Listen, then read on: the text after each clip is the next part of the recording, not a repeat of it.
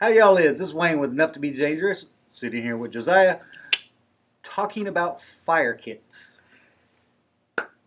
I'm excited about this one because this is basically our first one about Outside survival stuff, outside things. Yeah, We've, we've had some fun videos, and I'm excited about this one. And so we both have our. Well, I have my main fire kit. I think you've got how many? 4. You have 4 different fire kits. 4. So Wayne's got a lot. So I'm gonna let Wayne do most of the talking here. He's kind of the expert. I'll kind of throw in most.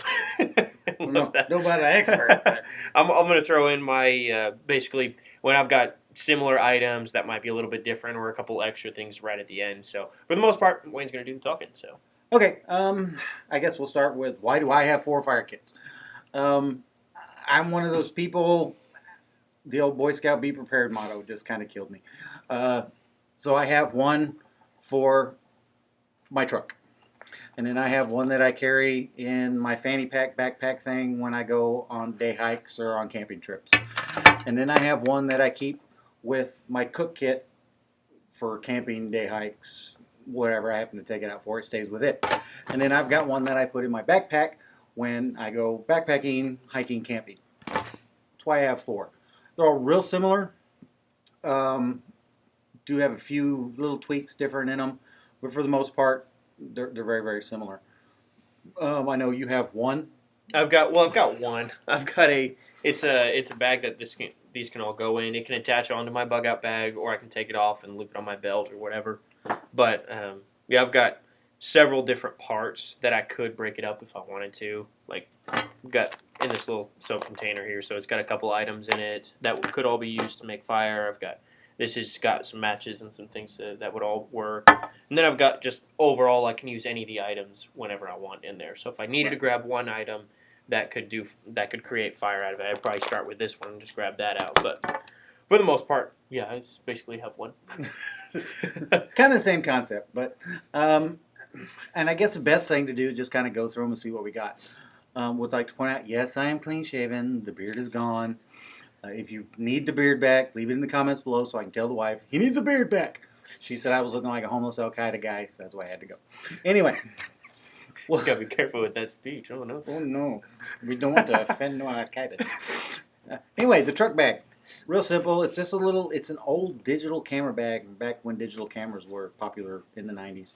If you're watching this and you don't know, you need to go back to the 90s. Yeah. What's in it? It's basically a little jute twine. You can fuzz it up, catch a spark real good, start a fire when it's reasonably wet. Mm-hmm. And really quick, what I've got that's actually comparable or could be used similarly is I've got just a bunch of dryer lint here in a plastic bag. So now it's waterproof. Yeah, if you're a spark thrower, if you want to use a ferro rod and you need something to catch a spark and go fast, that is like crazy fast. And your wife or you or the lady at the laundromat will just keep making pounds and pounds of it. It doesn't cost you anything. That's why I like that. Yeah. Anyway, continuing the bag, handy dandy Zippo lighter. Not Zippo, correction, a little big type lighter. Zippos are nice. I have the match kit. These are like 89 cents at Walmart. They're awesome. They got waterproof matches inside. The nice thing I just recently found out, that bottom little back strip is actually fire steel. So you can take your knife and make sparks and do it that way if you want. I have alcohol preps for combustion aid. And then I have my little homemade little deals that I make. What these are, it's a Braum straw, cut down. I shoved a bunch of Vaseline on a cotton ball. You gave me a couple of those. We're trying to get one. Yeah, I'll get them out later. Vaseline cotton ball, you just snip the ends off, pull out the cotton, and then you've got a little combustion source. Yeah. Doesn't cost anything to make. You can make a whole bunch of them, and it's easy breezy. That's just one for my truck.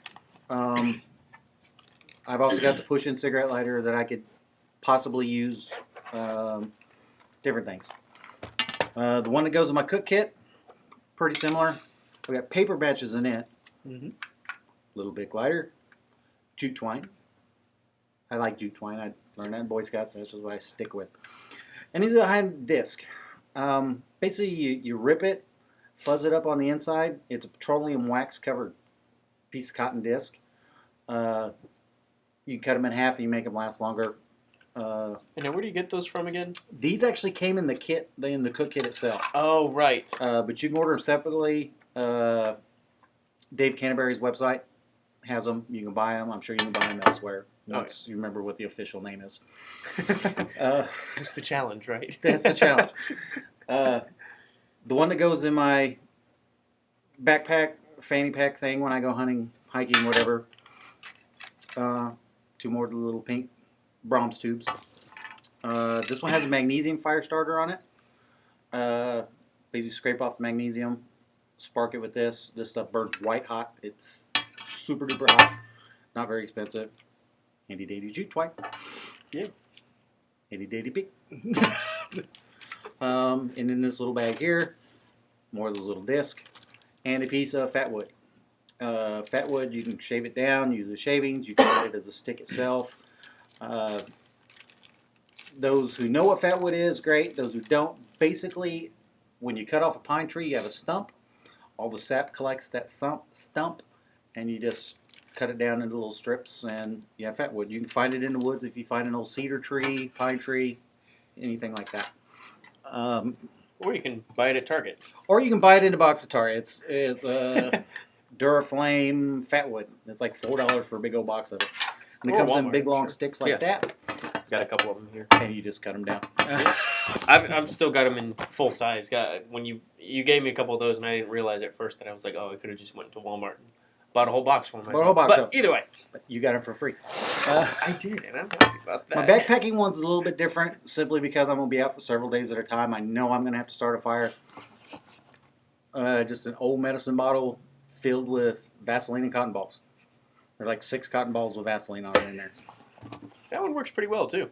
It works great. The 89-cent Walmart match kit with the little black fire sparky at the bottom works great. Mm-hmm. Fat wood, and stand by. I'll be right back. I'm back. Jute twine again. Jute twine everywhere, and then Works really well. I think I'm compensating for something. Ferro rod. This thing should last a lifetime. I should never have to buy another ferro rod with this one again. Mm-hmm. And of course cordage, because I'm like a cordage freak too. I need more cordage. I don't know. Probably going to put in my camping one. Usually I carry in my pocket a lighter anyway. Probably add another lighter or 2 to it. Mm-hmm. The main thing on a fire kit, you want to have multiple ways to start a fire. Mm-hmm. If it's cold, wet, snowy, rainy, 7 degrees outside, your big lighter's not going to work. Your gloves are going to be too big. It's going to be almost impossible. The butane will freeze up. They'll break, and you'll lose it, and you'll go, and it doesn't work. It gets wet, and it doesn't spark. Ask any cigarette smoker how well a wet lighter works, and you see them blowing on it, and it's ugly. So I have multiple ways. Mm-hmm. My rule's kind of a rule of 3 minimum. 3 different ways. Yeah. That's my opinion, my philosophy. It's not the gospel. Right. It's not the only way. Like I've even got I have another method. So on this, it's like one of these little multi-tools. My wife bought this for me.